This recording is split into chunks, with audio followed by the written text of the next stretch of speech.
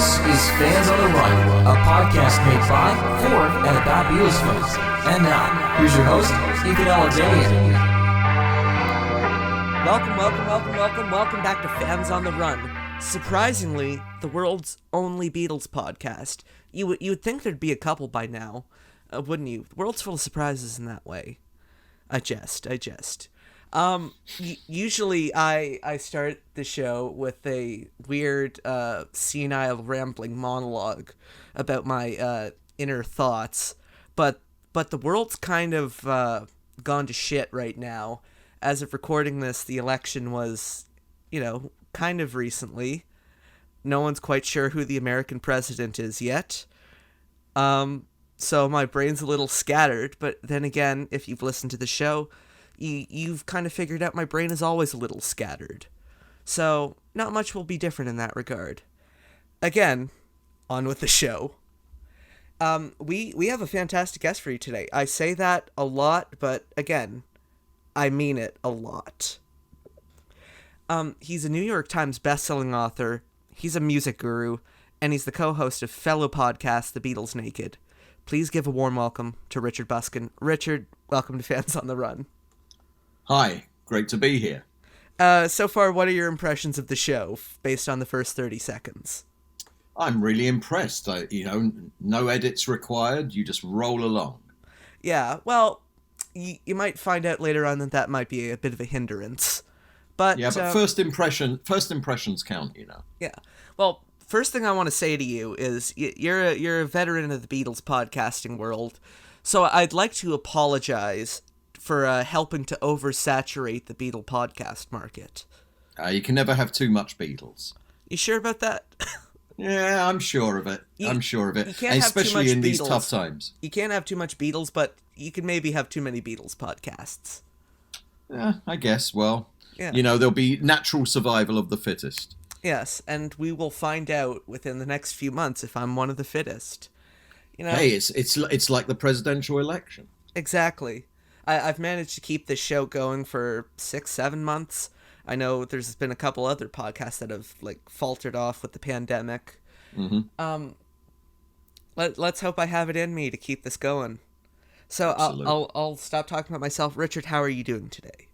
I'm fine. I'm hanging in there. Well, I think that's the best we can hope for right now. Absolutely. And now I usually like to do this. Well, okay. See, this is where one of the things of me not editing the show hurts, because some of my sentences are kind of run on and they don't make sense.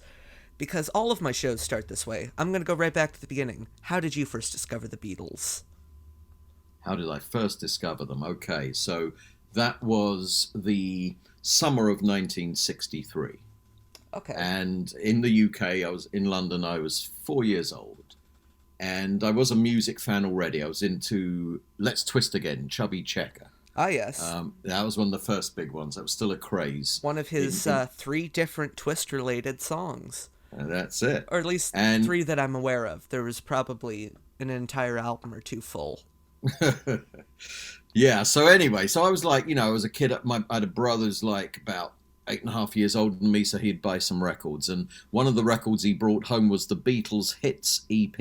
Okay. And we also had the She Loves You single. And that summer, my family, we went away to Italy. And we went by car and plane and car. And my parents said the whole way there and all the way back, I was singing She Loves You. Really? Yeah. And you were 4. I was 4 and absolutely Beatle crazy, because, what Americans often don't realize is that the Beatles story did actually start before the Ed Sullivan Show in February 1964. And so they were huge, absolutely huge. I'll admit, I always get a little excited when I have a guest on and their story, doesn't always start with, it was January of 1964. Right. I heard them on Murray the K, and, Yeah. No, so in my case, I was listening to She Loves You at home, and also even, tracks like I'll Get You and Thank You Girl, because we had the Beatles Hits EP, and then they were all over the TV. I do remember my dad getting me out of bed late at night, what seemed late at night, and said the Beatles are on TV. And so I can only guess that was either Sunday night at the London Palladium in October of '63, or the Royal Command performance the following month. But it was one of those. I also remember like Ready Steady Go or Top Top or something. Yeah, but I don't have direct recall in '63 of watching Ready Steady Go. What I do remember from '63 at 4 years old is my brother saying to me watching the TV, "That's the Beatles when they started out," and it was footage of them at the Cavern singing Some Other Guy. And now, through my good friend Mark Lewison's research, we know when that was first broadcast in the London area, and it was indeed in the summer or fall of '63. So those are my very, very first memories of the Beatles, and also that same year having some Beatle wallpaper up on the wall. Oh, okay. Yeah, and a Beatle mug that my mum bought me. Oh wow! So you were serious. Absolutely, I was. Oh yeah, and even had a Beatle plastic toy guitar, so I could practice my Lennon Stance. Now the real question is, do you still have that plastic Beatle guitar? I don't, unfortunately, nor the wallpaper, but I have the mug still. Okay, well, silver linings. There you go. Yeah, absolutely. If you still had that toy guitar, it'd be worth a small fortune. Oh yeah, well, especially if it was in its box, which I'm sure disappeared the day I got it. Oh yeah. Now you're really making me envious of things that you don't even own anymore. Yeah, make myself envious. So you were a fan pretty much in terms of the British public from almost day one. Pretty much, yes. Pretty much when it hit the nation, which everyone sort of says it was building all the way through '63. There were reports of Beatlemania from early in '63 at the concerts, but really October '63, when they were on Sunday night at the London Palladium, that's when it brought it into everyone's homes, and that's when I would have been caught up in it. Because even if you just look at the charts, like they had been kind of gaining more and more of a footing throughout the year. Please Me, depending on where you look, hit number 2, and From Me to You hit number 1, and then She Loves You became like the best-selling single of all time massive. In the UK. Yeah, that was the massive one, right? The yeah, yeah, yeah refrain. And the parents knew about the Beatles. That was the other thing. My parents knew, that their whole generation knew. It was like everyone was talking about it, and there was hardly a day when they weren't in the newspapers. Well, actually, funny enough, you should bring up the newspapers, because I went down a rabbit hole the other day of looking at the history of the Beatles in newspaper cartoons. And there were some from the British 63 or 4 election with Harold Wilson and who's the other guy? Alec Douglas Hume was the Prime Minister in '63 in Britain. Harold Macmillan. And then he was replaced by Alec Douglas Hume. And there's, I know there's a newspaper cartoon where I think it's Alec Douglas Hume, either him or Harold Macmillan, is saying to maybe President Kennedy that the Beatles are our secret weapon. I think that was one of the ones I saw. Yeah. Which it's just weird little things about that that I find irresistible. Falling down those rabbit holes. Yeah, and all these, even the daft stories from the time, right? Because it's like the press are looking for stuff. And so, there was a report of some vicar somewhere in the UK saying that he told his congregation to sing "Oh Come All Ye Faithful, Yeah, Yeah, Yeah" for Christmas. Ridiculous non-stories, but it was like anything that the press could grab onto, they did. Well, again, can you blame them? Look at the Kardashians now. Well, yeah, exactly. I think there was more to back up the Beatles than the Kardashians. Well, to us, maybe. And to other civilized people. Yes, exactly. So, as the 60s go on and on, actually, do you have any other memories from that kind of early, let's say, Help era? Oh, earlier than that, yeah. So, direct memories, okay? One very specific one is the day they came back from the States after the first US visit, and in February of '63. in February of '64, and they were on Big Night Out, which was a sort of variety show hosted by the comedian brothers Mike and Bernie Winters. I love the footage from that. It's fantastic, because that was the era when they were happy to be in these TV comedy skits and things like that. 63 the promo where they're busting through the wall. That's the show. That's the show. It's a damn shame that you can't really find the footage in high definition or even like standard definition. It's all. I've actually got a good copy, but that's thanks to my co-host on the Beatles Naked, Eric Taros. He supplied me with a fantastic copy of it. Oh fuck! Because the only decent footage I've seen was the bits that were in Anthology of I think it was like Please Mr. Postman. Right. But the bit that I remembered for years, so that was February of '64, and it wasn't until the '80s that I saw it again, and I'd been saying for years that I remembered the other comedy skit in there, which was where they're supposed to be arriving back at London Airport, and they've got their suitcases, okay, and Mike and Bernie Winters are the customs officials, and open your cases. And I remember my father said, as we're watching it, he said, there's going to be money in there. Mm-hmm. And sure enough, they open the cases and all this cash falls out. The point of that being that was the perspective. You won't hear that now. Now it's long been established that British rock stars make it big across the Atlantic. At that time, they didn't. And so it was, the shock value, first of all. My God, they've actually cracked the US market. And then the next thing was, coming from Britain, a smaller country, was, my God, they must be making a ton of money. Mm-hmm. That was the big thing, people sort of saying. So that was my dad's perspective. It's like, all that money they're making. So that was the reason for that. So that was a direct memory, okay, that show. Mm-hmm. Another one is, I didn't see Hard Day's Night in the cinema, but I did see Help in the cinema. And I saw it at the London Pavilion where it had been premiered. Really? And it was summer vacation, off school. And it was during the week, and my mother took me to a matinee performance, okay? And so we went to see the film, and it was fantastic seeing them up on the big screen in colour. Never seen them in colour, because we had black and white TV. Yeah. So seeing them in colour, moving for the first time and singing, and sat through the whole film, and then she said to me, because it was like, early afternoon, do you want to watch the next performance? Yeah. So we sat through 2 back-to-back performances of Help. Oh, your mum's awesome. She was, yeah, absolutely fantastic. So, yeah, those are 2 early memories, 64, 65. And see, this will be the first of many divergence and tangents. So, child of the 60s in England.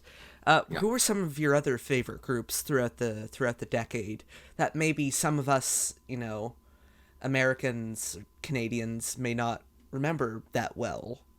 Well, I wouldn't remember because I wasn't alive. In terms of solo artists and groups, just off the top of my head, Dusty Springfield. Always loved Dusty Springfield. Yes. Same year, 63, as She Loves You. I Only Want to Be With You was one of my all-time favourite singles. So, loved them. Loved the Ronettes, Be My Baby. You and Brian Wilson. Oh yeah, the Beach Boys, absolutely. In fact, an early record that I had an aunt go and get me was some Beach Boys EP, I think it was, and it had I Get Around on there. See, I discovered that song long before I discovered the Beach Boys, and when I was like 5 or 6 years old, I would want to listen to is I Get Around. Right. So there's that. My dad, I should tell you, was a partner in a menswear manufacturing company, and they manufactured high fashion.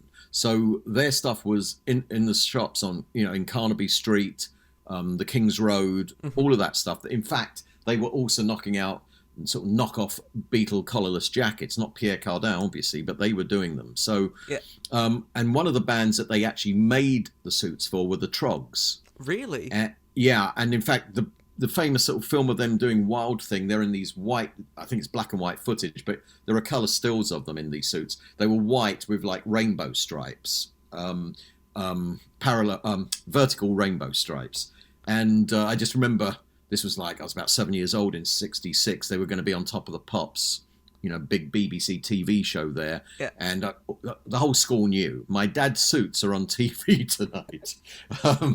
So, that was the Troggs. And we used to go down Carnaby Street at night sometimes and look in the store windows and you say, oh, we made that and we made that.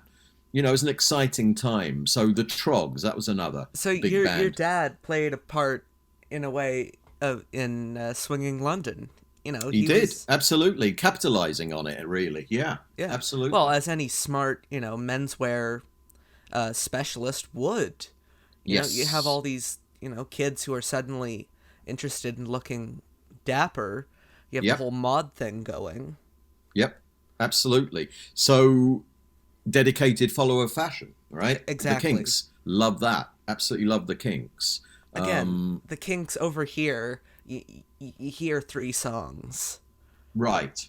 But the Kinks did so much more good stuff. They did. Yeah, they really did.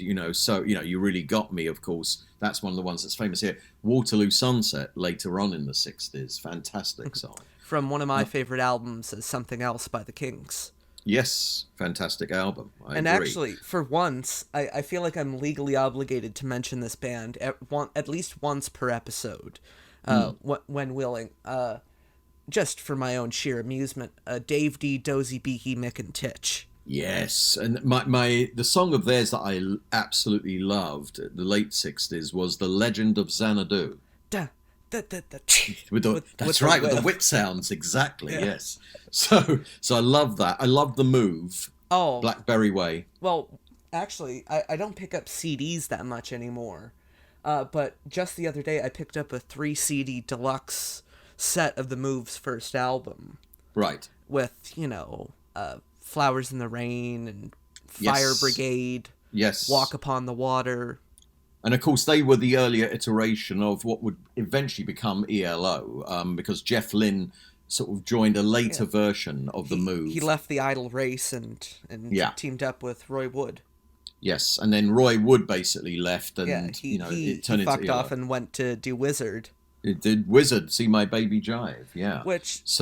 One of the most whiplash-inducing discoveries is learning how big of a hit I Wish It Could Be Christmas Every Day was over there, and the fact that I had never heard it until this May. It had never been played, on the radio here. So other bands that I loved, Manfred Mann. Okay, that was one right through the 60s. 5, 4, 3, 2, 1. Well, that was the theme to Ready, Steady, Go. Absolutely, yeah. Pretty Flamingo, and Quinn the Eskimo, all the way through the 60s. Loved their stuff. So, who else did I like? The Stones. I remember absolutely loving Paint It Black in 66. Loved that song. Well, how can you not? Yeah, right?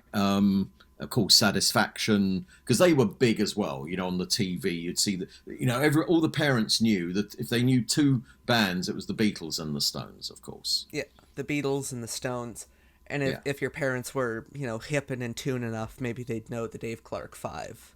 Yeah, people had heard, especially coming from London, right? The Tottenham sound. So yes, Dave Clark 5, another band as well. Which is actually one of the few instances that I can think of where a band may have had more success over here than they did in their home country. Often the case, right? That's often. I mean, for instance, in the States, Chad and Jeremy were big. Never even heard of them in the UK, and they were British. Really? Yeah, I never heard of them. But for people who are listening and thinking, God, what, he's like 4 years old, 5, 7, and he's talking of all these artists. Yeah, because it was a big part of the culture. Pop culture just exploded in the 60s. Oh. And now it was accepted more by the parents, whereas in the 50s that had been a problem. And it was all over the radio. So we'd be in the car, we'd listen to the radio, you'd hear these songs in heavy rotation. So and then on TV as well, and we only had 2 channels in our house. There were only 3 channels anyway, and we had 2. But we still got our pop shows in and stuff, so we were exposed to that all the time. Actually, this may be the most exciting thing, because now I'm actually talking to someone who might have experienced this. What are your memories of the pirate radio stations? Because that's one of my favorite areas of study in terms of music pop culture. British pirate stations. Yes, well, you see, okay, so you had sort of BBC, radio, but BBC Light Entertainment. Exactly, yes, the voice of the BBC. And, we had very limited amount of pop. It was just sort of limited how much they played in the first half of the 60s. So I remember listening to Radio Luxembourg, which a lot of people, you'll hear teenagers, even the Beatles listened, I think, back in the 1950s, late at night. And I'm not sure why, but there was always this signal that when you listen, as they were talking, there'd be this beep, beep, beep, beep all the way through. It was something they did. I'm not sure why, but I just remember listening to Radio Luxembourg. And then BBC started broadening out. Eventually they brought in Radio 1, but we had, as you said, the pirate radio. So that's what we'd be listening to. First song played on Radio 1, the aforementioned Flowers in the Rain. Yes, that's right. Yeah. It's all full circle. It is. So we would be, again, often in the car listening to the radio. And, Radio London and Radio Caroline were the two that I remember. Well, and we listened to them all the time. Radio London got a bit of a second life everywhere with the Who Sell Out. Because before I knew what any of those were, I knew, the wonderful Radio London. Yeah, Whoopee. Exactly. Yeah. Yeah. So, by the way, as we're working our way through, another couple of really strong, well, actually a few strong Beatle memories I'll give you as well. I won't stop you. 1966, we were in the UK in the summer. Normally we went into Europe for summer vacation. That year we stayed in the UK, rained for a couple of weeks, of course. And while we were in this hotel... While we were in this hotel in Cornwall, they had I don't know what you call it, the big ballroom in the hotel, and the teenagers, they had a record player and then they'd play records. And so that was the first time I heard Yellow Submarine, Eleanor Rigby single, because that was that summer of 66. And were kids dancing to Eleanor Rigby? I don't know about dancing to it, but most likely slow dancing. I'd be making it up so I can remember. I don't specifically remember them dancing or not, but I just remember them playing it in the ballroom all the time. So that's when I first... 7 or so. I would have been 7, exactly, yeah. And into Batman, and England won the World Cup in football, soccer tournament. And then the following year, we were at school one day, and it was that everyone go into the assembly hall, you'll sit cross-legged on the floor, there's going to be some sort of entertainment. Yeah. And there was some hippie-ish guy telling some story. I can't remember what the story was. I think he was alluding to himself as a nowhere man or something. And then they started to play All You Need Is Love over the PA. And the fourth formers, who were the 11-year-olds, they were the big kids in that school. Mm-hmm. Some of them came out on the stage. I just remember them with these baskets with flowers, and they were throwing flowers out to the audience of kids. What the hell? Yeah, to All You Need Is Love, right? A very different era, It's it was cool. That was really cool. I clearly remember that. And another one is... That sounds really progressive of your school for embracing the whole flower power, summer of love thing. Yeah, they must have thought it was a good message, but it is funny, right? Because if we'd been teenagers, high school or something, or middle school, you'd understand it. But this was elementary school kids. Mm-hmm. So it was, as you say, pretty forward thinking. And also this hippie-ish guy, I don't know that any of us followed what he was talking about. But strong memory of that. And another really great memory was 68, Beatles on the David Frost Show. Yes. Hey Jude. And that was the a world's Sunday greatest night. tea room orchestra. In the world, absolutely. Sunday night, watching it again with my parents. And I just, of course, when you got to the na na na na refrain, even the middle agers, or the olders like that. So I remember my dad saying, God, it's so catchy. All the way through the 60s, it was the Beatles. And we were so spoilt then. You look at the charts, and that's why I'm saying, that's why I remember all this stuff. It's because the charts were just full of fantastic, well, for me anyway, fantastic material. Especially you Brits, you were really spoiled. Like 1968, Ogden's Nut Gone Flake spent 6 weeks at number 1. Yes. That is the epitome of spoiled music-wise. Another great song from that year that I absolutely loved was The Love Affair, their cover version of Everlasting Love, which for me to this day is still the best version of that song. Anyone who hasn't heard that version, take a listen. It's fantastic. I'll have to do that after the show, because I've heard of The Love Affair, I think. Yes. I get a lot of those bands confused, The Herd, all those ones on Immediate that were just kind of there. What the hell's the name of that band that did If Paradise is Half as Nice? Amen Corner. Amen Corner. Yeah. For some reason, that was the one I was thinking of. Yeah, so, and also, I'm trying to think the name of the band, but the song was called Jessamine. Like, they were one-hit wonders. It was a chart topper, though, in the UK. The Turtles, okay? The Turtles. Yeah, we got them, Happy Together, and but as you say, a lot of British acts that didn't cross over, and so on. Well, a lot of those British bands, this is where I'll take a bit of smug national pride. They didn't crack the US, but quite a few of them cracked Canada for some inexplicable reason. Yeah. Oh, yeah. Like the Hollies. Well, you say that, but I mean, it's here. like, it's like, well, the Beatles were always big in Sweden. Of course, they visited there in '63, so that really helped. But they went there for a reason, because they were big there. I mean, Australia, look how massive the Beatles were when they visited there in '64, the biggest crowds for them ever. Exactly. Yeah. And Australia didn't even get the full Beatles. That's right. They got I know. 3 of them. Well, eventually they got 4. Parts of them got 4. Yeah. Well, I was reading a book recently, and I saw a photo that I'd never seen before of all 5. I'd never seen a photo of Ringo and Jimmy Nicol. And Jimmy, in the same thing. And I'm like, how have I not seen that until now? And you've seen the photo as well of Jimmy back at the airport, all on his own, waiting to leave. That's sad. with his little Beatle bag. Yes. Yeah. Oh. So now this is where it gets sad. Do you have any? What's your memory of the Beatles breaking up? The news report. So a few things from the later part of the '60s. So one thing I remember before we get to that, like in '67, when Paul admitted on TV that he'd taken LSD. I don't remember specifically watching that. What I do remember was my dad coming home from work, and I'd seen something about this on the news.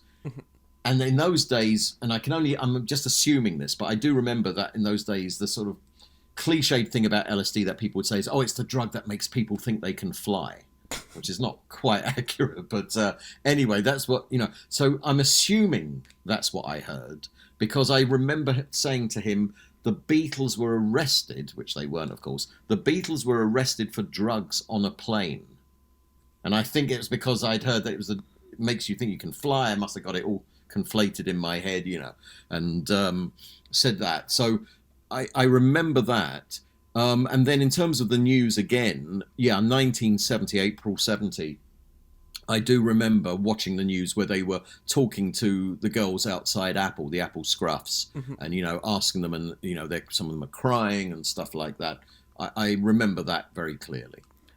Also, the other thing I should say is that as they were going through the 60s, and remember, I was a little kid at the time, they started to look a bit, especially John, with the granny glasses. He started to look with a little weird with the walrus mustache and that sort of stuff, yeah. So, but that said, as you said, walrus, goo goo gajoob, how fun is that for an 8-year-old, Har, har, har.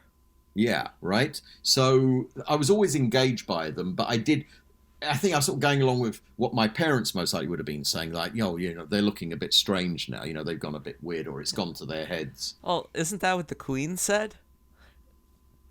What did the Queen say? There was some story I think I read of Sir Joseph Lockwood having, like, dinner with the Queen, and her saying, like, the Beatles have gone awful funny, haven't they? Oh, really? I didn't know that. I don't remember that. Yeah, okay. It's like, well, you have the stamp of approval right there from Her Majesty. There you go, yeah. Well, then it got thrown back in her face. Well, exactly. Do you know if that footage of the Apple Scruffs reacting still exists? Because that's yes. also the shame about Britain in particular. A lot of your big Beatle TV milestones got wiped. They did. Well, although as Eric Tarras, my co-host on Beatles Naked, will tell you that some of them didn't get completely wiped. You know, some, got wiped. And others, it's been said that they've been wiped, but there are collectors who've got them. Really? So, yeah. So, for instance, the final appearance on Top of the Pops in '66 doing Paperback Writer, that now, little bits of it have started emerging on the internet, you know. I saw a news report about that, where they made a big deal of it being restored, and even though it still looks, you know, like garbage, at least you have a record of it existing now. Right. Now, Eric has told me that a mint copy of that exists because he knows of, you know, he won't divulge the details, but I think it's a collector in Japan has it.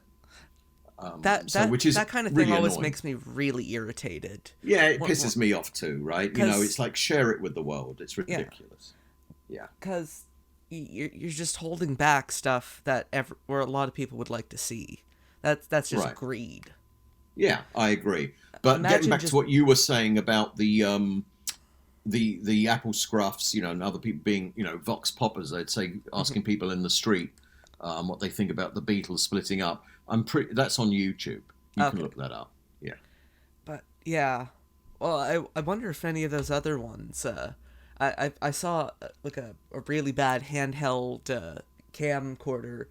Wouldn't have been a camcorder. Of the Beatles on Top of the Pops doing "Can't Buy Me Love," and now you have me paranoid thinking that they all exist in mint condition, and that some random collector in Japan is sitting on them all. Right. Well, not physically. I mean, he's not probably using them. No, as a chair. I don't think so. I don't think they all exist, but it is amazing how, as Eric says, just keep waiting. They keep emerging, you know, things do. But the sad losses are the ones from, you know, late 62 and the bulk of 63. Many of those UK appearances appear to have gone. We've got sound for some of them. We've got screen grabs, right, where people film, you know, took a photo of the screen. There's that one, I've forgotten which show it was, but maybe People and Places, something like that. Where I think so. Where John is sitting down without a guitar, as if the rest of them are almost like his backing band. He's surrounded by the other three, and you know, and performing like that. God, it would be great to see that. Now I'm thinking anything Beatles that's so-called quote unquote lost is probably out there. Yeah, a lot of it is. Not all of it, I don't think, but a lot of it is. Yeah. Do you reckon a copy of Carnival of Light has somehow filtered into some collector's hands? That I don't know. I mean, again, you know, Mark Lewison's heard it, and he did say to me, don't worry that if it hasn't been released, because it's a load of rubbish. That's one of my prized possessions. I have a copy of Mark's complete Beatles recording sessions that I got him to write a personalized footnote on that page that says, like, because it was the fest for Beatle fans. I had already gotten him to sign the first page, you know, as you do. But I had gone to all his panels, and he started to recognize me. And so on the last day, I'm like, you know what, this might be fun. So I went back to the room where he was doing the autographs, and I plopped the book down on the page, and I said, just, Mark, can you please write whatever you want? Like, whatever you want on this page. Very dangerous thing to ask. Yeah. Okay, I'll do that. And so he wrote, if I remember correctly, Carnival of Light. Will we ever hear it? ? I don't know. Hopefully. But maybe then people won't pay it any attention. Right. Exactly. Yeah. I mean, the legend, I think, is bigger than the reality in that one, in the case of that particular track. I don't think until the Beatles actually release it themselves that the legend will ever die down. Because it's a Beatles song that has been acknowledged by the Beatles publicly that, you know, they kind of dangle it in front of us every few years or so. Like Paul says in some interview, like, yeah, I'm trying to get that released, you know. God, that's good, you know. I would have thought that was him right now. I know. Well, I have a surprise for you. He's on the other line. No. Wow. I know. Fans on the Run, the show that makes things happen. Yeah, exactly. Oh, God, fuck. Anyways, so how did you begin to, transition from, just a Beatle fan to, making the Beatles somewhat, would you say a profession? Oh, I see. I wouldn't say it's a profession, but it's certainly, I mean, eventually... You know what I mean. Yeah. I mean, through the 70s, I mean, in 77, I think it was. No, 76. December of 76 was my first Beatles convention in the UK, which was a monumental bust at Alexandra Palace. It was like, the place was empty. It was a disaster. But really? The following year, we had the first one in Liverpool. Okay. October weekend, over the birthday weekend for John Lennon. And that was just magnificent for us. At that age, I was 18. That's when I first met Mark. And I remember we had a magical history tour, as they called it, and various buses going around Liverpool. Beryl Williams, Alan's wife, was our tour guide, but I got to speak with Alan and Bob Wooler and Lord Woodbine was the one in London before that. But it was just great, to see these people, hear them, talk with them, see the sights. Those days, Matthew Street was just rubble, basically, where the cavern had been. It was like, I think, like literally. A car park. Yeah, literally. Oh, yeah. I've got a photo I took of Alan Williams standing there. And so that was like really exciting, and that fired me up. And we had the reprints of the Beatles monthly as well. Yeah. And before so they started putting out new ones. Right, which is really frustrating that they did put out new ones, because every time I'm on eBay looking for copies of the Beatles Monthly, it's like, oh yeah, here's a job lot of 30 of them. They're all from after 1984, though. Right, oh, well, yeah. Okay, yeah. I'm not paying $200 for that. Yeah. So I actually had all of them because someone gifted them. It was someone, her daughter had them in the 60s and didn't want them anymore and offloaded them on me, which was like, yay, okay. Do you still have them? Oh, yeah, absolutely, yeah. And so, so basically that kept me engaged through the 70s. Of course, there were solo Beatles albums. That's when I began to veer much more towards John Lennon. I wasn't a big fan of Wings. Some of their songs okay, but much more Lennon. And by the sort of... McCartney was, Mary Had a Little Lamb, and John was How Do You Sleep at Night? Exactly, right? So, I mean, I wasn't listening to Plastic Ono Band in 1970 or even Imagine in 71, but when I hit my mid-teens, so around sort of 75, well, I think 74 I got Walls and Bridges, and I loved that. And I had Band on the Run, and I had, I think, Living in the Material World and things like that. But then I started kind of going back into the John catalogue, and that's when I began to listen more to Plastic Ono Band and Imagine, and identifying with a lot of those sort of tracks. Just when did you get your stuff. first copy of Two Virgins? I got my first copy of Two Virgins a lot later on. I don't even know if I knew about it as a 9-year-old. I'm sure most likely my mother kept me away from it. I don't even recall that, to be honest. I don't recall. I'd be making it up if I said I recall the whole fallout about them appearing naked. I don't recall that. I do recall them being on TV and everyone talking about them and the bed-ins. That I recall. Yeah. But Two Virgins I discovered later on. Well, if only I had the foresight to realize that I would, have you on the show, because for each episode I do up as the audience can see, I do up a graphic of whoever my guest is inserted into a Beatles album sleeve or single sleeve. What have you. Great. Yeah, I know where you're going with Unfortunately, I had already used up Two Virgins on a past guest before I even put two and two together. It's like, shit, he hosts a show called The Beatles Naked. That would have been perfect.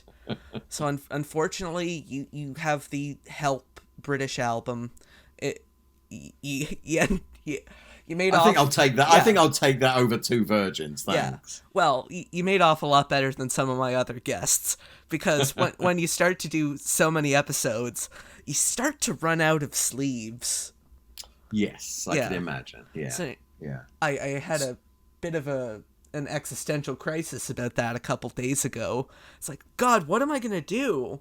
And so I went through like a worldwide discography, pulled album and single sleeves from all around the world, and now I feel like I have a stockpile for the apocalypse of different sleeves to use. We can all sigh, a breath. No, got that the wrong way around. We can all breathe a sigh of relief. I was going to say. Fans on the run can continue. Or all sigh a breath of relief. Exactly. But anyway, to get back to your question, so that was like, through the 70s and then into the 80s, I began, so now I'm like, was it 1980? In fact, before John died, I did my first interview. Victor Spinetti was at one of the conventions. Oh, yes. And so I just went up to him and said, could I interview you, for one of the fanzines? It was a small fanzine called Come Together. Okay. Some guy was sort of doing it out of his living room. And in case you're listening out there, some guy. It was actually a guy called Carl Dunkley. I remember that. And we went to Victor Spinetti's place in London, in the centre of London. And he entertained us for a day, basically. It was fantastic. And interviewed him for this fanzine. And, he was telling us all about the best footage in Help ended up on the cutting room floor because they were all high on pot. And, we were just like, it was just great. Being, the great Victor Spinetti. He was terrific. So, well, if any footage still exists out there and it's being sat on by some Japanese collector, I would want it to be that. Oh my God! The Beatles stoned off their fucking minds. Yeah, unfortunately, in those 2 days, miles. Unfortunately, in those days, the offcuts, the outtakes were destroyed after a year. So that was studio policy in the US and the UK. Damn you, United Artists! I know. So, although look at the if you look at the trailer for Help, there are a few of the outtakes in there. The bit of George in that big bubble that doesn't end up in the film. Well, we can both take solace in the fact that United Artists doesn't really exist anymore. Right. So, in a karmic way, they got what they deserve. There you go. So I started now dabbling in writing. I was actually in computers at the time, but I started writing for some fanzines and things. I did also write for Beatles Monthly, had some articles there. And eventually, I moved into journalism. I actually became a journalist. And so that's when I could start indulging my interest, not just in music, but in Beatles. So that's when was it in '87? I interviewed George Martin when they were putting out the first few Beatles albums on CD, and so I interviewed him in person, which was great, And you got to talk to him about the CD releases? Yes, I did at the time. In fact, if you go to YouTube, I did post the interview on there. It's under.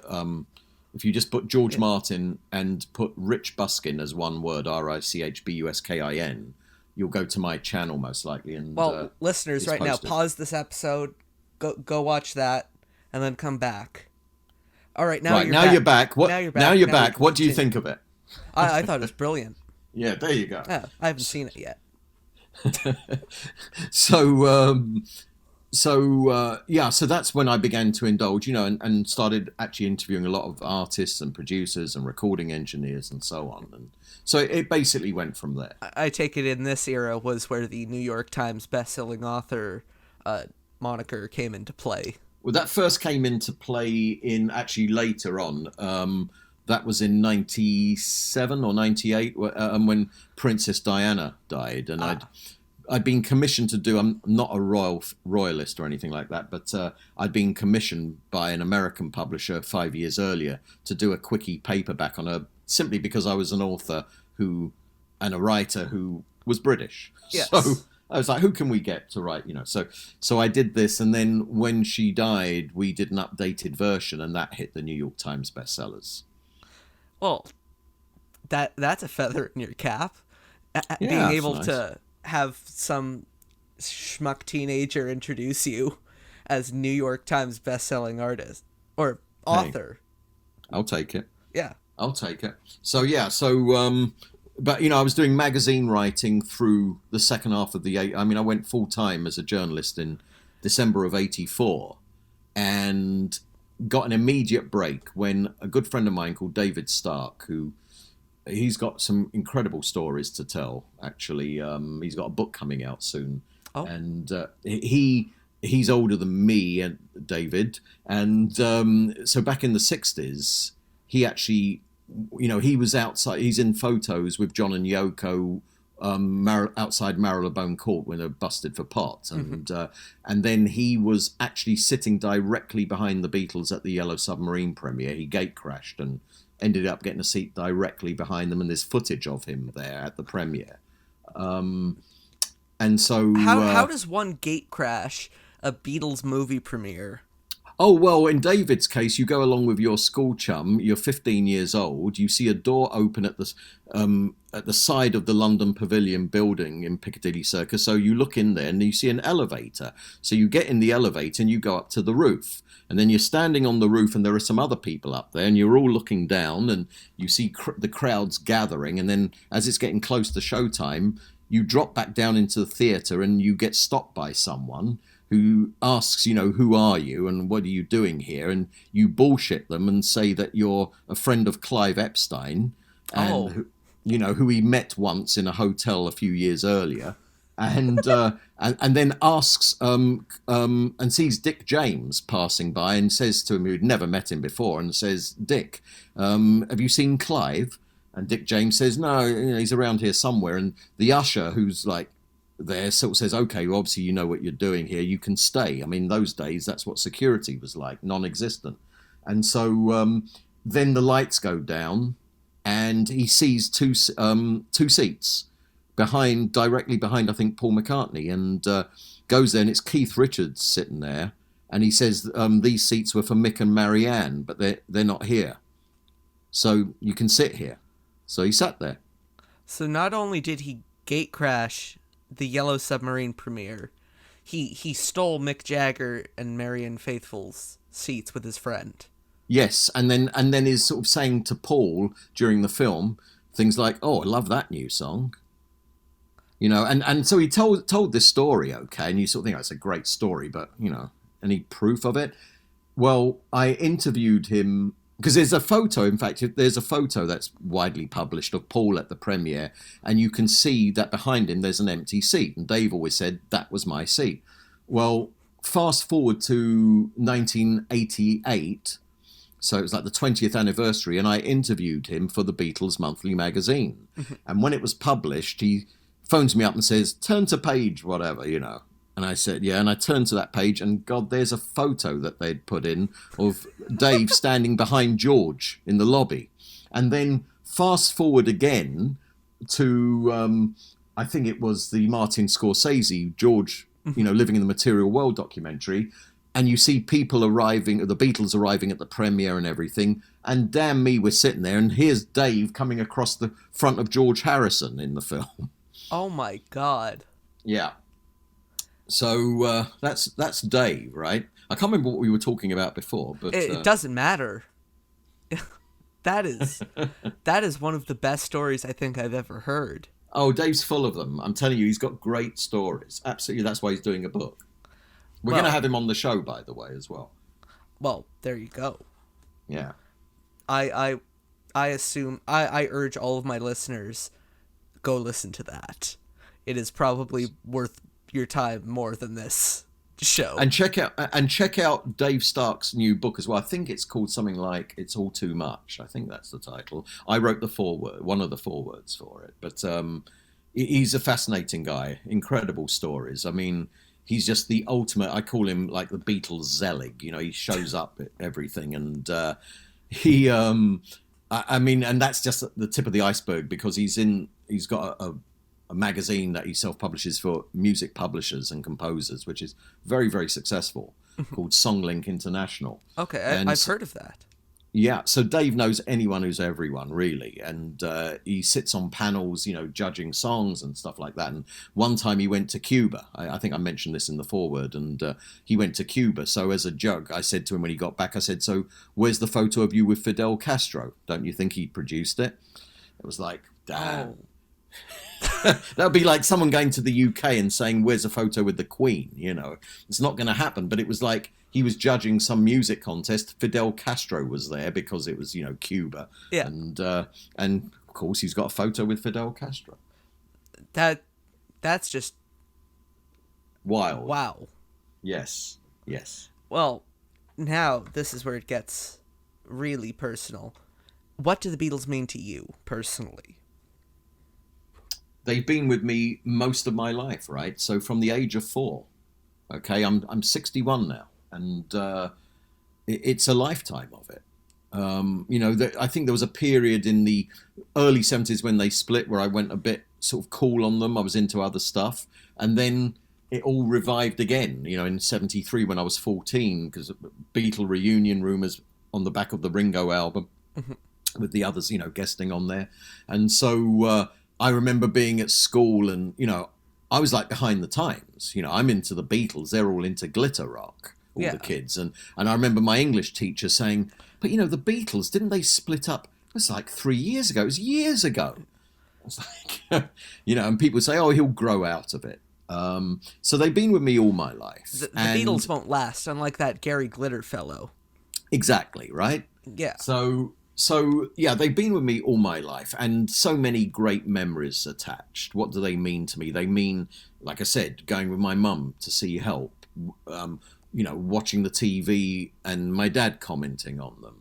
So those kinds of childhood memories, and they've always been uplifting. Okay, the Beatles, that's the thing. It's not. Some would say it's an obsession. I wouldn't say that. I just love them. Just love them, and it doesn't matter who else I listen to. And these days I listen to them a lot because I've sort of immersed myself back in the Beatles world since I did the podcasts. But before that, I didn't really immerse myself in that, and I wasn't going to fan conventions for about 20 years actually. Reconnecting with it. But before that, as I say, so sometimes maybe I wouldn't listen to Beatles for a few weeks, and then I'd hear something of theirs, and it just comes over you. It's just like, God, they're just the greatest. Everything about their personalities as well as their music, everything about them is so engaging. So they're uplifting, and even in these dark times that we're going through right now, it's great for me to, be posting Beatles stuff. I can see how people connect with it online, and people waiting for the podcast. It's an uplifting thing. Well, that's one thing about the Beatles. No matter what happens in the world, the Beatles music is always out there. It's not going to change. It's always going to be there. No matter what happens in your life, they've still recorded Sgt. Pepper. And also it's the effect that they have on people. It doesn't matter what, who they are. I mean, they're just guys, okay, good and bad, but it's the whole package. But the thing with them is it's they're the just pleasure four that they guys brought. who slept with each other's wives. That's right. Okay. Yeah. And it's the pleasure that they brought, and never was that brought home more strongly to me than one day when I was still living in the UK. And I had to go into the West End of London, central part of London. I can't remember, it was work-related, doing an interview or something. And I had to park the car, and I ended up parking in Soho Square, which is where Paul's headquarters are, MPL. So I parked there, and I'm on my way to wherever I'm going, and I see a crowd of people gathered. And then I see the blue Mercedes with the MPL license plate. So it's like, okay. So I thought I'd take a look. And there he is, he's signing some autographs. But what I did was, so blasé, of course, seeing Paul, I started looking around the square, and looking around the square, all people in the offices were looking out of, through the windows, and all with smiles, everyone with smiles on their faces. And, it was fantastic. It was impressive. It was just, he may be oblivious to that. It doesn't really matter. He's kind of lived with that for decades. But just to see the pleasure it was bringing everyone with a smile in a world full of pain, okay, and bullshit going on all the time, it's a great thing to see that. It's like seeing a goal being scored in a sports contest, and the crowd going crazy. And in that moment, no one's thinking of their worries or all the other bullshit, right? They're just happy. They're ecstatic. And it's the same thing with that. When people see them, it lifts them, or hear them, it lifts them. Well, hopefully one day I can be in a similar situation. meeting a Beatle and being that elevated. Well, not elevated, but, lifted up. Yeah, absolutely. Now, here's where it gets really fun. Are you ready? I'm always ready for fun. Okay, this is where we get opinionated. I'm going to hit you with some quick fire questions. Okay. Again, I have to preface this by saying the questions are quick, the answers are almost always not. What is your favorite Beatles song? Impossible. Come on, really? One song? Okay, if it was... that is virtually impossible, but Yes. and it will change all the time. Well, but what is your favorite Beatles song right now?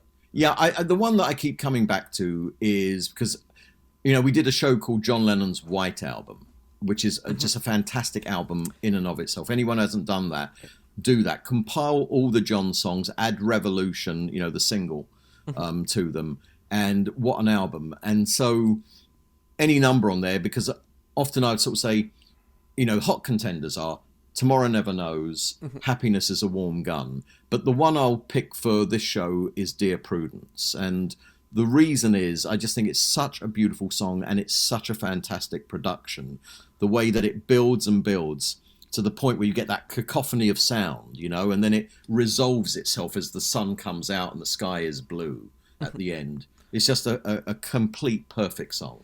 See, I think you actually just proved a point that I find so fascinating, how everyone has such a personal experience with the Beatles music, because I went back recently, listened to all previous shows. I always ask the guests what their favorite, blah, blah, blah is. Yeah. And with the Beatles albums, I was able to kind of see some usual suspects. But with the Beatles songs, the most I ever saw repeated was maybe like 2 or 3 times. Everyone's got a different one. Yes. And like I said, in my case, seriously, it will just change all the time. I mean, we can work it out. Hey Jude. It just goes on and on and on. Ballad of John and Yoko. Hey Bulldog. See, you can't see it, but you brought a smile to my face, even just saying, like, we can work it out. Because to me, that's one of the songs that I associate with, just discovering the Beatles. Because, after I had found my mum's old CD of the Blue Album, I went out myself to HMV, back when it still existed here in Canada, and bought myself the Red Album. And I remember just listening to in the car to We Can Work It Out. Yes. And I don't know what it was.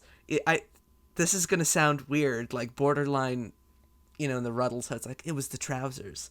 No, in that song, it's the harmonium. Yes, that's what's I agree, always stuck out to me, even as an 8-year-old. It smooths out the whole song, doesn't it? It gives it this kind of smooth sound. Yeah. I can't even put words on it. And now, the flip side of that question. What is your least favorite Beatles song? Oh, okay. Least favorite, right? Which none of them are that bad, but yeah, the ones that I may skip past. Dig a Pony. Okay. That one comes to mind. Songs that I've got no issue with that just aren't particularly my taste. Believe it or not, I saw her standing there. I don't mind it. I'll listen to it and enjoy it. But it's not one of my top songs. Same thing with Drive My Car, Good Day Sunshine. Some Paul songs there. But in terms of... I noticed a pattern here. A lot of your choices seem to be John, and your lessers are kind of Paul. Yeah, and those are not criticisms, by the way, of Paul's songs, because they're great songs. It's just a total personal taste thing. That's all it is. But yeah, I mean, what was the one that came to mind though was a John song. Dig a Pony. Never been crazy on that. I can't say I've been particularly crazy about that, but I'll probably elaborate more on that in a minute with another question. But again, if I hear it, it's still the Beatles, and it's still those dynamics, and you're listening to, whether it's George's guitar or John's vocal or Ringo's drumming, it still draws us in. It's, it may not be, the Legend of Xanadu, but it's still the Beatles. That's right. Yeah, well, nothing matches the Legend of Xanadu, of course. The Beatles didn't have any whipping sounds on there. No, that's one thing I think we can say for certainty, that I don't think the Beatles were mentioned in any Dave Dee, Dozy, Beaky, Mick and Tich songs, but Dave Dee, Dozy, Beaky, Mick and Tich were mentioned in a Beatles outtake. Yes, but by George. Mm-hmm. But That's I think right. that kind of proves something here. What it proves, I don't. It goes I to don't show know. that Dave Dee, Dozy, Beaky, Mick and Tich were the major influence of the 1960s. That's what it proves. Not even music, culturally. Everything, politically, culturally, ethically. Exactly. The soundtrack to the civil rights marches of '68 was Zabadak. Oh yeah, Yeah, that's true. Yes. Okay, that I think may take the cake for one of the most ludicrous sentences I've said on this show. Oh my god. Anyways, what is your favorite Beatles album? The White Album. Okay. Yeah, I mean, and again, that's not, I mean, it's like, am I saying it's miles ahead of everything else? I know I said it quickly like that. It's because it comes to mind. I'm well aware that for quite some time now it's been my favourite because of the diversity on it. I mentioned John's White Album. Just his White Album alone is a fantastic album. Paul's White Album is fantastic. And then you've got the George and Ringo songs, Although George would be more of an EP. Yeah, but what tracks on there? Oh, what tracks indeed. Absolutely fantastic. Piggies. I can't say I'm a big fan of Long, Long, Long, but everything else. I love Long, Long, Long, though. I love it. Fantastic percussion as well on there. However, Piggies is one that we can both agree on. Oh, yeah. Yeah. There's just something delightfully snarky about that song. And what about While My Guitar Gently Weeps? What can you say about that? Oh, I can say a lot about it, and it's all good. It's all good. So as an album, we've got a double album there, right? And it's all there. It's like it's so diverse. It's so eclectic. So that's why that's the one for me. Well, you are not exactly in like a minority here, because again, I can say this when I went back and did the tally, the White Album came in third, with popularity wise. I'm going to guess are the first two Abbey Road followed by Pepper? No, actually, it's a two-way tie. Do not tell me that number one was Yellow Submarine. Oh fuck no. No, but Yellow Submarine didn't even top like the least favorite album chart. It's a two-way tie between Rubber Soul and Revolver for number one for the others. That's fair enough. Yeah. And I mean, it's a running joke on this show that I always preface this question by saying, remember, there's a correct answer. And if you don't say the correct answer, I will say it for you. And the correct answer is? In my opinion, Revolver. I see. Okay. But again, again, I've got no arguments with that. It's a fantastic album. I mean, what Beatles album?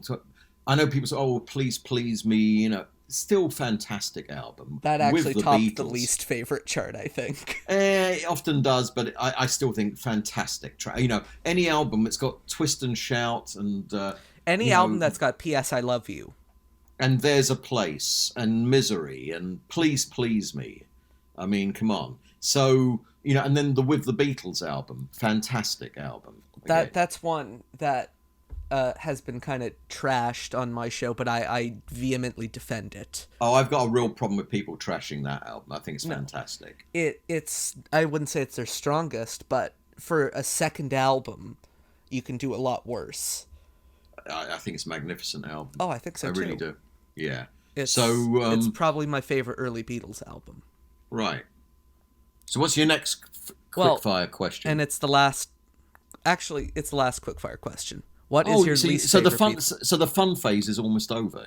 Yeah. Well, okay. I'll try and keep it fun for one more question after this. Okay, go on then. What is your least favorite Beatles album? Yellow Submarine, I guess. Okay. I like the Beatles tracks on there, but that's an EP. Yeah. Yeah. Which I feel like out of all the things that the Beatles could do, now that see, this is hard because now I'm starting to have friends who work in the business, and I can't say as many, criticism things about the record company, but I'll still say it. As much as they're milking the catalog dry now, I'm surprised that they haven't done like a Record Store Day Yellow Submarine mono EP. Yeah, that's one across idea. the universe as originally intended. I'm also still waiting for the Revolver box set. Oh, you and me both. Yeah. Could you imagine a 5... Well, actually, I don't think that'd even be possible. Unless, like... Actually, I don't even think so. I was going to say a 5.1 mix. But I think that one was still recorded on 4-track. So... Right, yeah, it was. But my God, can you imagine... There couldn't be that many. Oh. Yeah, can you... Tomorrow Never Knows. Tomorrow Never Knows in surround sound. Yeah. I also want, in the box set, I want to hear Paul storming out of the She Said session. Yeah, and hear George kind of begrudgingly play the bass. Yes, exactly. Well, he did a better job of it than... Well, Paul storming out of She Said, and then supposedly dying in that car crash. Oh, that's right. He stormed straight out and went straight into a car crash and re-emerged as Billy Shears. Exactly. According to legend, also a Canadian. Or Scottish, depending on who you talk to. Or William Campbell. Yeah, it's a very flimsy rumor with very flimsy evidence that doesn't even match its own continuity. And that's why I haven't even done a show. People keep asking me to do a show on it. I may well do one at some point. If you do one, you have to have me on, because I can ramble on about that fucking thing for hours. But the point is, really, it's a show about a non-story, if you know what I mean. It's just ridiculous. The fact that when there's no real news, when the Beatles stop making, headlines in the late 60s for being, everywhere like they were in the early 60s, they'll just start making up stories. Right. Yeah. Right. So if they're not in the tabloids, it's like, well, the reason they're not in the tabloids is because one of them is dead. Did you know that? Yes. Yeah, and if you play Magical Mystery Tour on a turntable that's upside down and the entire side one in reverse, you'll ruin your needle. Well, absolutely true. Yeah. I mean, you can only have yourself to blame for that. Yeah. I wonder...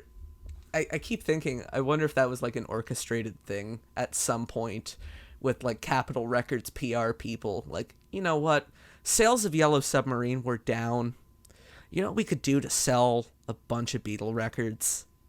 Tell some, acid junkie college kids that one of them is dead. See what they do then. Right. Yeah. It's like, see kids, and that's how you sell an album. I can see how you spend a lot of your spare time plotting all this stuff. Yes. That's Scheming. That's what I do. Scheming for things that happened 50 years ago. Yes. Well, and now, here's the final question. Why do the Beatles still matter? God, I think this show has just explained all that.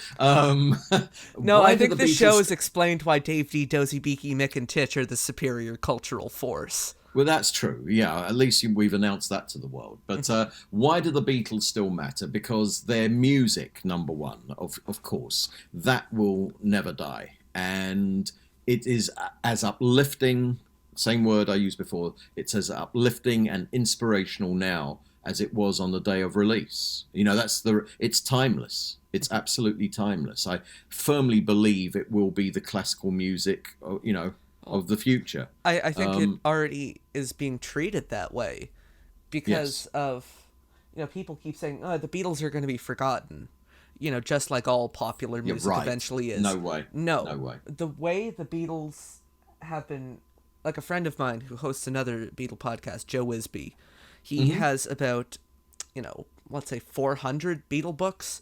The fact that there are 400 Beatle books tells you something. And the fact that, probably half of them have been written in the last 10 years. Yeah. Yeah. I mean, it's true. It's absolutely true. Back in the early 70s, like I said. That documented. No, there's no one like that. They outstrip Elvis. I mean, as I said, when I was a kid. Elvis isn't even in the equation. Right. So, when I was a kid, people were saying, you'll grow out of it and... they split up 3 years ago. Yeah, you still could grow out of it one day. Right. Yeah. Exactly. I'll grow out of it into my coffin, I think. But no. I mean, that's the thing. We know they got the staying power, and look how they took off on iTunes as soon as they finally, agreed to the licensing of that. I mean, they're timeless. And I remember my daughter when she was in high school, and I'd be waiting for her in the car sometimes to pick her up, and seeing all these kids coming out in Beatles shirts. They're still hip. They're still hip. Well, it doesn't matter the generation. They don't need a biopic with Rami Malek or Taron Egerton to stay relevant. Yeah, and while some of the messages of their songs may have dated, some of the more misogynistic stuff, like Run for Your Life and You Can't and Girl Do That. or whatever.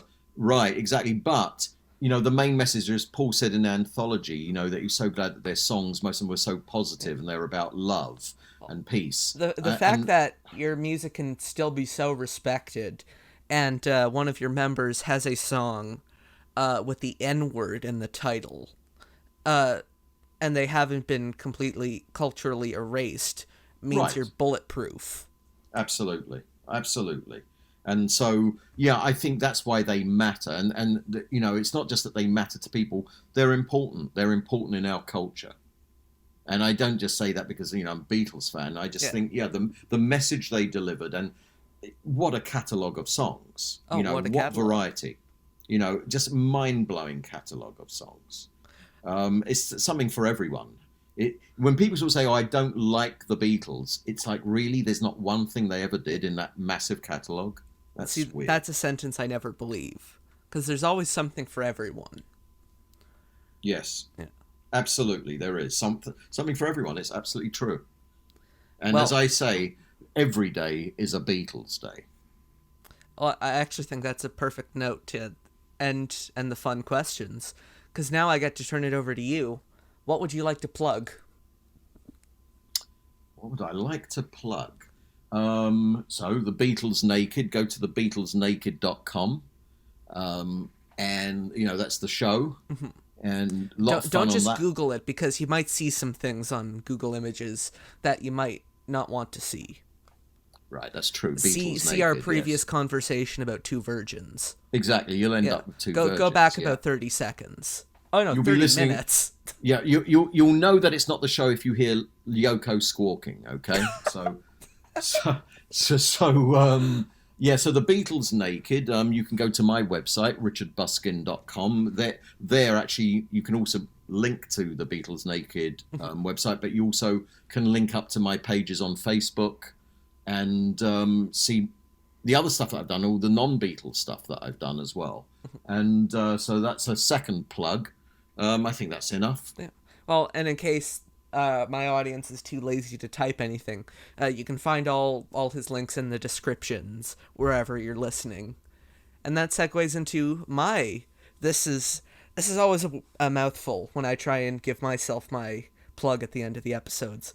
You want to see a 7 or an 18-year-old tucker himself out in about a minute? Oh, I can't wait. Watch this. All right, so if you're listening to this show on YouTube, where a good portion of my audience listens, in case you haven't already, please hit that subscribe button, hit that bell notification icon so you get notified every time a new episode gets posted. And I also post other things here, other conversations with other people, occasionally about things other than the Beatles. Of course, the only other example I can think of was a 2.5-hour-long episode about XTC, but I digress. And, you can follow us on Facebook, you can follow us on Instagram, and this episode, in case you aren't streaming it, can be found basically anywhere good podcasts can be heard, and most bad ones. So, Can I find you on Twitter as well? At the moment, this may change between our conversation right now and when this gets posted. But as of right now, no. But if... Well, check Twitter just in case, because by the time it's posted... Check Twitter for Fans on the Run anyways, because I might cave in.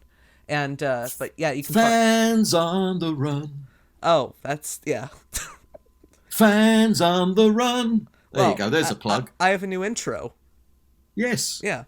But you can find the show on Spotify, iTunes, or Apple Podcasts, as it's now called. Google Podcasts, and about a billion other services that my distributor signed me up for that I don't really know about unless I Google the show. It's like, oh, wow, I'm there. I didn't know that. It's always amazing to discover where you are and you didn't even know you were there. Exactly. Well, if you don't know where you're going, any road will take you there. Exactly, and I love that song, by the way. Some of George's finest lyrics. And with that, Richard, it's been an absolute blast talking with you today. I've had a great time. Me too. You've got a lucky face. It's even funnier that you say that because it's just audio. Yeah. But anyways, to everyone else out there, thank you for listening. You can go home now. Bands on the Run is produced by Ethan Alexanian. Additional voiceovers by Richard Phillip. This has been a Showtown production.